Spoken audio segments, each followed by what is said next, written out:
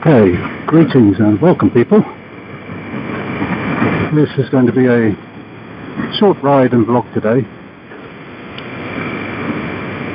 A little bit pushed for time, but it's such a fantastic day. I just couldn't not take the bike out for even a quick run. So what I thought I'd do while I'm doing that is a short vlog. Now here we are on the 2nd of November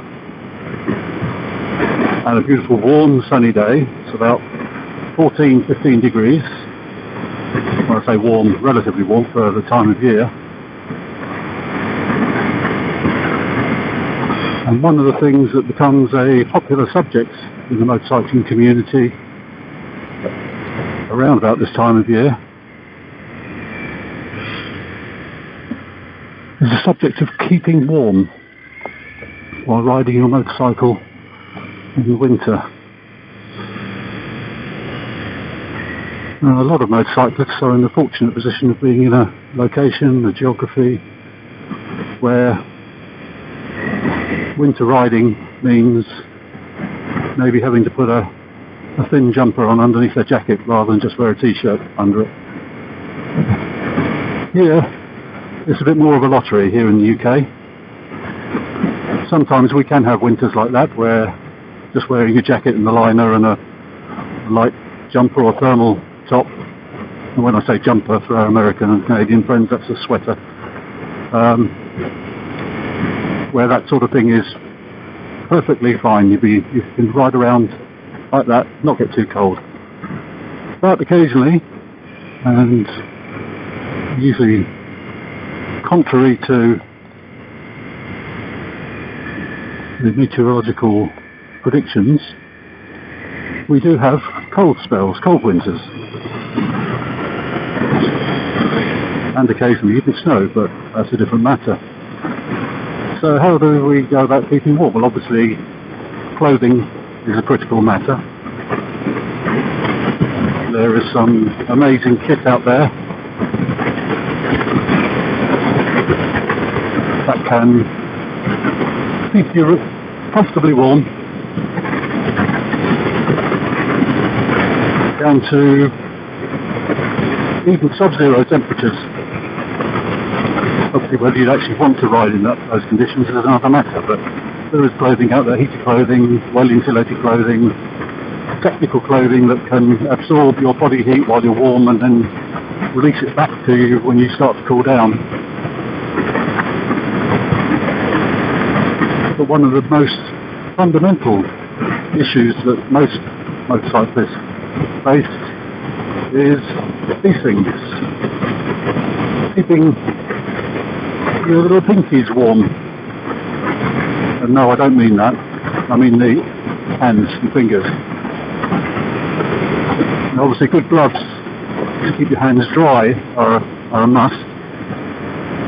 So they must breathe, because if the inside of your glove starts to get damp, either through penetration of rain or through build-up of your own perspiration, then the thermal efficiency of the glove, whether it's lined or not, will suffer.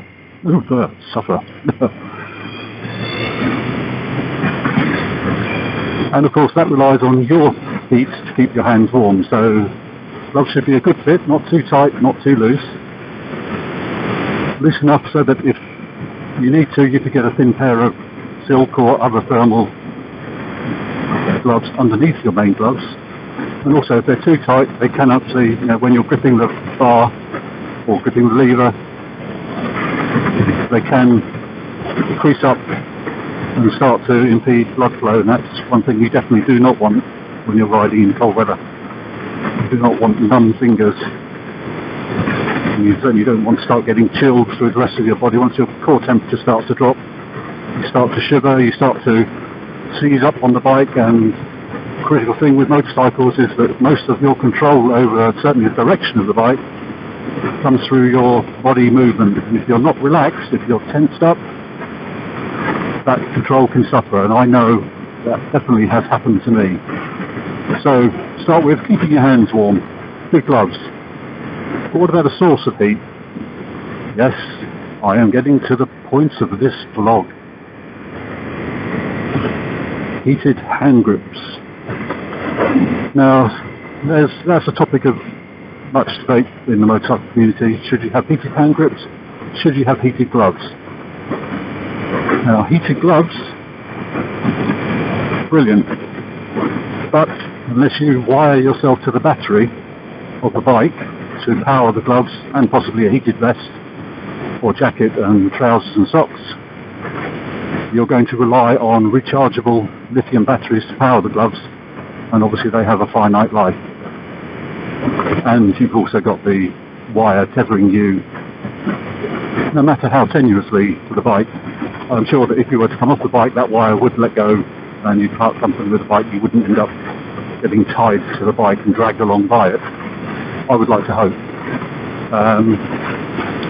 But the solution that the majority of bikers will go to, because it is more within their affordability range, are replacement grips with heating elements inside. You can either replace the whole grip of the glove on the bar, or I think Oxford and some other people do a wraparound grip, so that you can just literally wrap them around your existing grips and just find some way of wiring them into the bike. And I'm sure that works quite well, but some people find that they make the size of the grip too large to be comfortable. So the other option most people go for would be replacing the grip completely with a heated grip, which is what I've done, what many people do. And I've had a quick look around on YouTube and other areas of social media, and the overwhelming majority of coverage of heated grips does tend to be Oxford hot grips. I've had a look on their website. They do quite a range of grips for different styles of bike, and it's mostly to do with the length from inside end to outside end of the grip, so that you have less trimming to do, more likely to get a decent fit first time. The only drawback, and I say that with some difficulty, is the Oxford system, along with many other hot grip systems, the heated grip systems. They have a control box which bolts onto somewhere on the handlebar, which is fine. Not that, obviously the system works, plenty of people use it. But when I was looking around to replace my old, very old, I think they were one of the original sets of hot grips that Oxford did. Let me just deal with this junction. Thank you very much.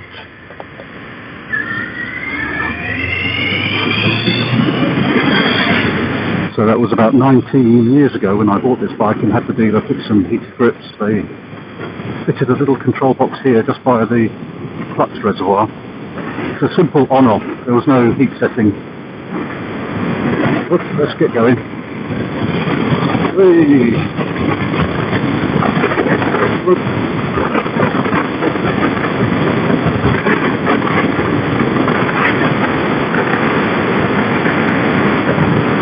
Yeah, so single heat setting on or off, and when the dealer installed it, they wired it directly to the battery. So I don't know whether it was me or somebody messing about with the bike, but the first time I had need of them, so it might very well have been me, I think they got left on. Pardon me. And yes, after spending a day in the office at work, come out for a cold evening's ride home, flat battery, absolutely pancake. Tried to bump the bike, but it's a 260 kilo bike, so good luck with that. Yes, I suppose it's possible you can get a downhill run, but it was just me on a level surface, and no, I couldn't bump it, so I had to call out roadside assistance, which was duly arrived and jumped the bike, got it running and got home. So yes, that's one thing, is not compromising the battery and other parts of the charging system of the bike. So the control box of the new systems generally has a sensing system whereby it can tell whether the bike is actually running, the engine is running or not. And if it's not, it will either go into a low power standby mode for a period of time and then switch off, or it will go straight into power off mode. And the Oxford hot grip systems does that. That's great, lovely. But I didn't want another box on my handlebars. When I'm travelling any distance, I have a phone holder there, and I may very well have other things, a camera or something, somewhere on the handlebars. I didn't want to clutter the handlebars. Certainly didn't want to risk obscuring the instrument panel. So I decided to find a system that was a little bit more sophisticated than that, and this is exactly what I have. I found the Datatool Therma Grips hot grip system, or heated grip system. Don't want to use the term hot grip, but another manufacturer's product. Oxford may not like it. And I'll try and get a picture of it, but the good thing about the Therma Grip system is that the controller, and it's a 3-setting controller, including 4 positions include off, is actually integrated into the left grip. Then if you can see it down there, there's the control switch, just a simple slider. And the LED indicator is integrated onto the right grip. So that's it. To install the hot grip, hot grips, install the Therma Grips, you simply remove your existing grips, fit the Therma Grips onto the bars, wire them up direct to the battery because they are also auto power off, and away you go. And I think it is a very clean, elegant system, nicely thought out. I'm not saying there's anything wrong with the Oxford system, I just didn't want that box. Now I know some of the Oxford systems have 9, 10 or infinitely variable power settings. I can't remember the exact specs. This only has 3, but I've never used more than setting 2. I think I basically bang it on setting 3 just to get the heat in grips, and then knock it down to 2, and quite often knock it down to 1. And it seems to work just fine.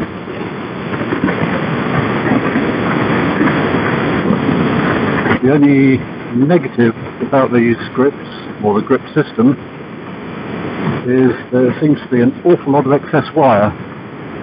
Clearly they've manufactured the system to be applicable to as many bikes as possible, so they've obviously looked at cruiser style bikes with big wide bars and things like that and thought, yeah, we need to allow plenty of cable on here. Unfortunately, on a standard older style sport tourer like this, oh, here we go.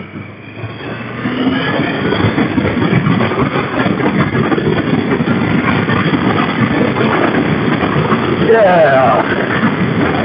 Oh, I do like this bike. And why wouldn't I? Fine. I don't know if you can hear me, there's an awful lot of wind noise at the moment. I really need to do something about the microphone placement of this Bluetooth headset. It does seem to pick up quite a lot of wind noise. It might be more the helmet. The other problem with it is I think the helmet itself is a little bit lacking in sound space in front of my mouth. Woo! Oh, these EBC brake discs are amazing.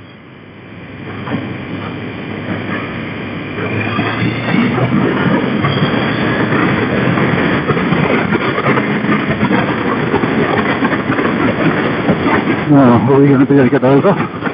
Yeah, we should be able to get over. No problem.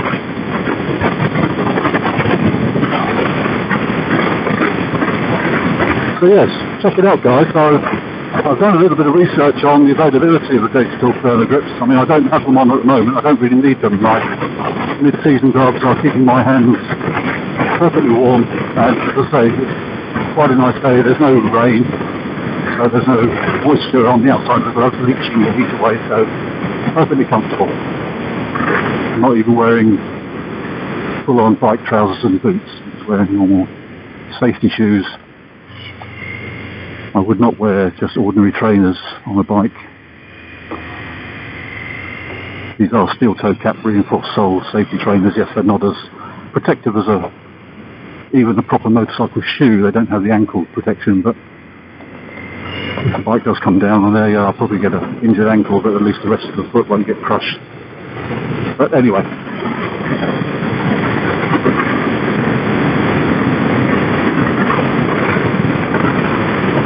So yeah, Datatool Therma Grips, did a bit of research.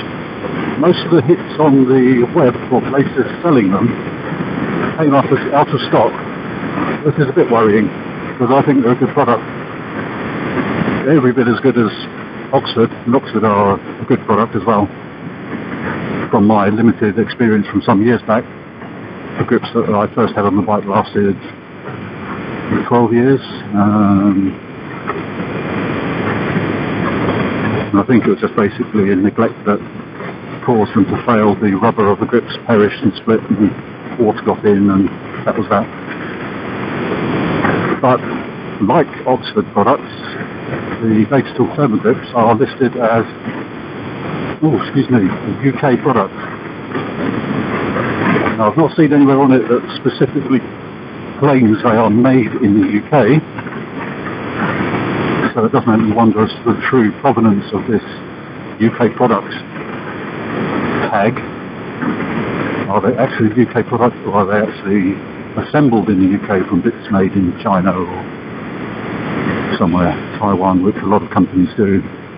Get all the bits shipped over in large boxes, put them together, and then claim they're made in the UK. Happens in a lot of Western countries. But yes, a British company, British product. Probably ask them at some point where the product is actually made. But yeah, a lot of places listing them, showing them as out of stock. So if you wanted something that was a bit cleaner to install than the Oxford product, maybe you don't have room on your handlebars for another box. Maybe you've got a sat nav and a camera and etc. already on there. You don't want to crowd it with something else. Have a look at the Datatool Therma Grip. Have a look around. If it is end of line, you might be able to find some places remaindering it, selling it off. Clearly my grips are already on my bike, so I can't do an installation video, but it's a heated grip. It installs exactly the same as every other heated grip. Everything is supplied in the kit to put it on, including glue to fix them onto the handlebars. Yeah, it couldn't be simpler. So you watch any YouTube video or any other video about installing heated grips, it'll be the same.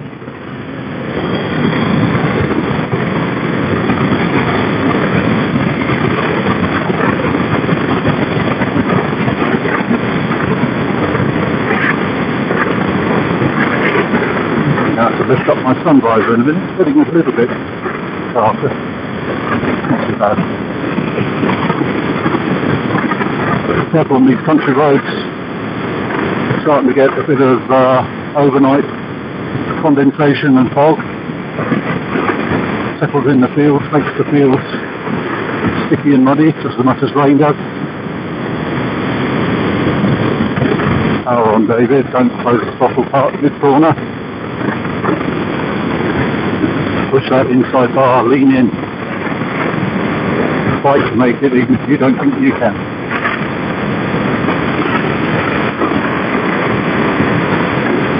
So yeah, I'll review this video when I get back home. And got somebody else on the bike behind us. And see if my attempted camera angles on the grips have actually given us anything useful.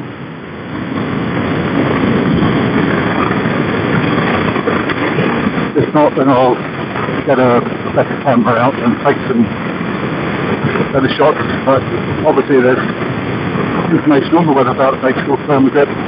I think Lammy Isle of Wight did a YouTube video. His is one of the very few Datatool Therma Grip videos that I found on YouTube.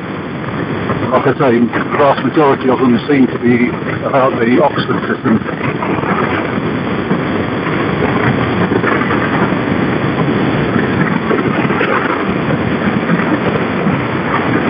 So yeah, if you want to see an installation video, I didn't actually look at Lammy's video, but I think it's an installation video. I hope it's not just a discussion about the system like this video vlog is. I'll probably take another look at that when I get back from the ride as well, just to see what I'm talking about. See if I know what I'm talking about, which would make a change for me to know what I'm talking about. So yeah, it might be worth taking a look at Lammy Isle of Wight's video. Other than that, if you are planning on riding through the winter, please ride safe. It's better to get there later than you intended than not to get there at all. So yeah, I'm pleased with my Datatool Therma Grips. I can recommend them because I've been using them for over 2 years now. Being in the south of England, I haven't had to use them that often, but when I have used them, they've done the job very well. And it's all easily reachable just by moving my left thumb onto the control, just quick. The control is a bit stiff. It's probably partly because I haven't used them an awful lot. I think if I was using them a lot, they've been a bit more free moving by now. Yeah, I like them. I like the clean installation. Simplified.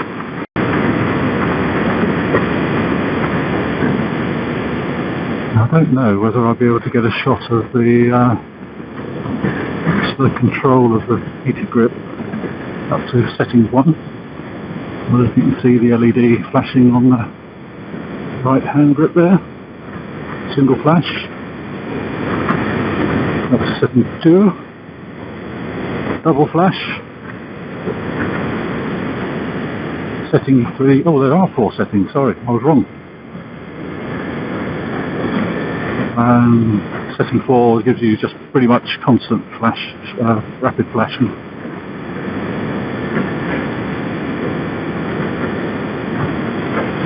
That's 2. Let's put them on for a bit. Their hands are cooling off a bit.